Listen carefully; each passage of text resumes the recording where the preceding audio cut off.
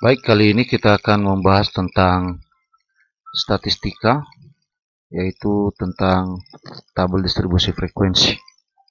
Ada dua tabel distribusi frekuensi. Yang pertama tabel distribusi frekuensi tunggal, bentuknya seperti ini. Kemudian yang kedua adalah tabel distribusi frekuensi berkelompok.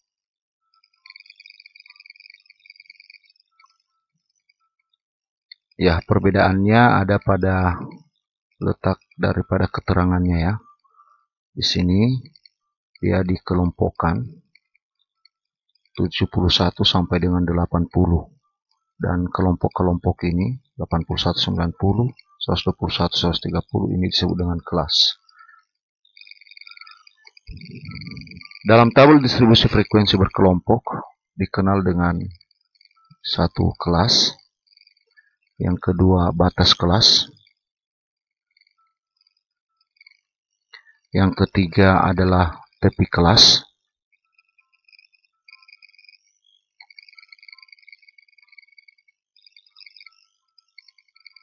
yang keempat adalah panjang kelas, yang kelima adalah titik tengah kelas,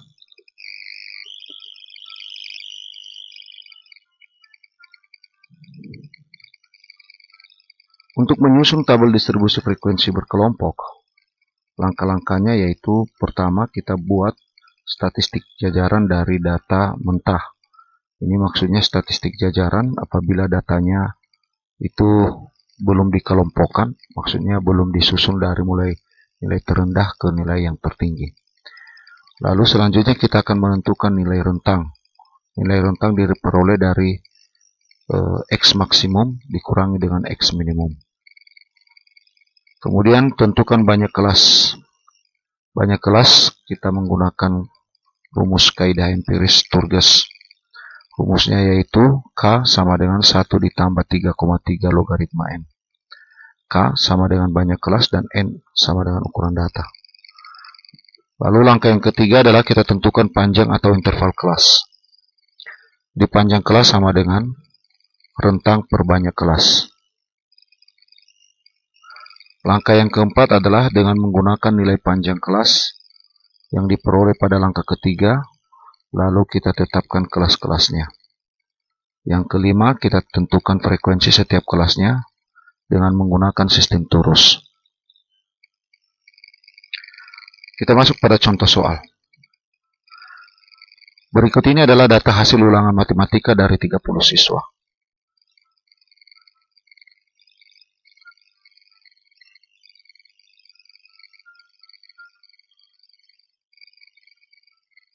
Nah, jadi dari data ini kita lihat bahwa datanya ini masih belum tersusun ya. Ada 60, 55, di bawah 60 ada 57, kemudian ada di sini 98. Ini belum tersusun. Jadi pertanyaannya adalah buatlah tabel distribusi frekuensi berkelompok. Ini jumlah daripada nilai-nilai ini adalah jumlah keseluruhannya ada 30 ya, ada 30 siswa berdasarkan jumlah daripada siswanya. Nah, 60, 55, 61 ini disebut dengan datum. Ini datum ya. Datum itu adalah berisi tentang informasi. Berisi tentang informasi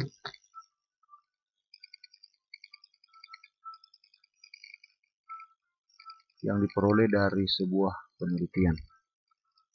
Lalu kemudian secara keseluruhan kumpulan dari datum-datum ini disebut dengan data. Oke, baik, kita langsung saja mengerjakannya. Yang pertama kita urutkan dari data terkecil ke data yang terbesar. Dan di sini sudah saya urutkan. Coba kita lihat. Nah, inilah yang disebut dengan statistik jajaran. Dari sini kita bisa melihat bahwa inilah datum terkecil dan ini adalah datum yang terbesar. Jadi datum terkecilnya adalah 40, datum terbesarnya adalah 98. Jadi selanjutnya kita akan mencari rentang. Jadi rentang adalah X maksimum dikurangi dengan X minimum, atau datum terbesar dikurangi dengan datum terkecil, yaitu 98 nilai terbesarnya dan yang terkecilnya 40. Hasilnya adalah 58. Jadi rentangnya adalah 58. Selanjutnya kita akan menentukan banyak kelas. Banyak daripada datum-datum ini tadi adalah, atau banyak data adalah 30. Ya, jadi ukuran datanya N-nya adalah 30. Dengan menggunakan rumus kaidah Sturges, kita memperoleh, lihat, tadi rumusnya adalah K ditambah 1. K sama dengan 1 ditambah 3,3 kali logaritma N. N-nya adalah 30, logaritma N, logaritma 30 itu adalah 1,4771. Nanti bisa dilihat di kalkulator ya. Selanjutnya 1,4771 ini kita kalikan ke 3,3. 3,3 hasilnya adalah 4,87745. Lalu kita tambahkan dengan 1, hasilnya adalah 5,8745. Selanjutnya ini kita bulatkan ke atas supaya lebih gampang kita membuat kelasnya. Jadi 5,8 dibulatkan menjadi 6. Nanti kelas yang akan kita buat adalah sebanyak 6.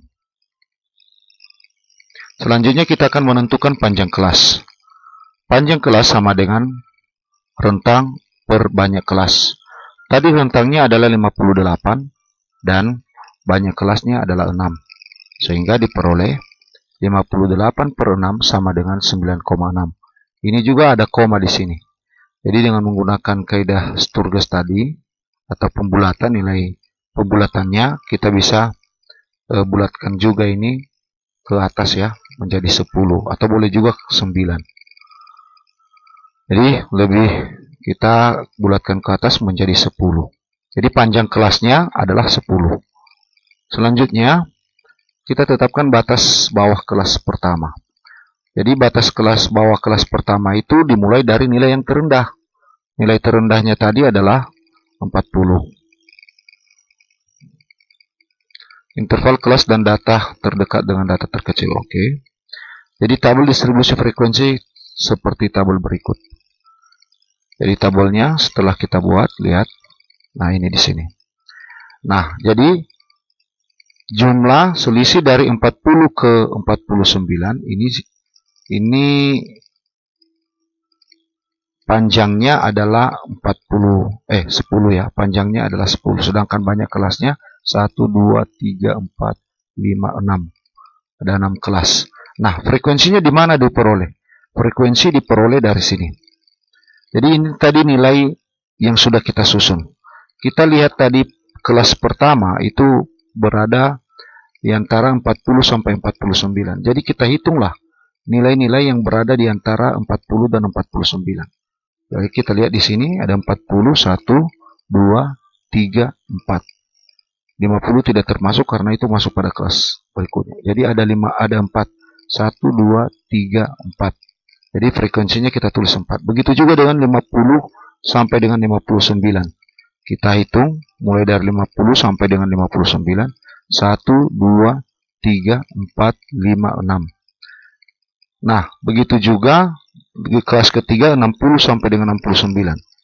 Itu ada sebanyak 10. Mari kita hitung. 1, 2, 3, 4, 5, 6, 7, 8, 9, 10. Ada 10.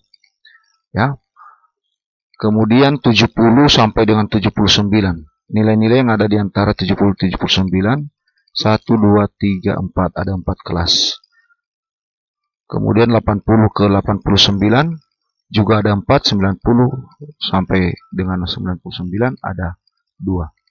Selanjutnya ada di sini nilai titik tengah. Nilai titik tengah itu tadi diperoleh dari batas bawah dikurangi dengan batas atas. Misalnya di kelas pertama, batas bawahnya adalah 40, batas atasnya 49. Ini ditambahkan, bukan dikurangi tadi ya. Batas atas ditambahkan dengan batas bawah baru dibagi 2. Misalnya 49 ditambah dengan 40 hasilnya adalah 89. Kita bagi 2, maka nilai tengahnya adalah 44,5. Begitu juga dengan kelas yang kedua. Batas atasnya adalah 59, batas bawahnya adalah 50. Kalau kita jumlahkan ini adalah 100. Kelas 2 ya. Kalau kita jumlahkan ini 59 ditambah 50 hasilnya adalah 109. Kalau kita bagi 2 54,5.